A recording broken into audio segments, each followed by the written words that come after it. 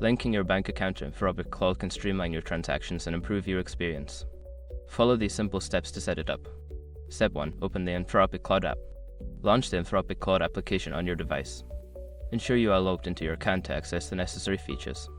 Step 2. Navigate to account settings. Once you are in the app, locate the menu icon, usually found in the top corner. Click on it and select account settings from the drop-down options. Step 3. Select payment methods.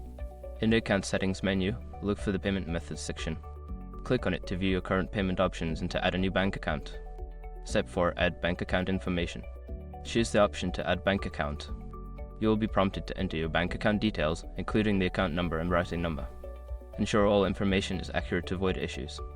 Step 5. Confirm and save changes. After entering your bank details, review the information for accuracy. Once confirmed, click Save Changes to link your bank account to your Anthropic Claude profile. By following these steps, you can successfully link your bank account to Anthropic Claude. Enjoy the benefits of seamless transactions and enhanced functionality.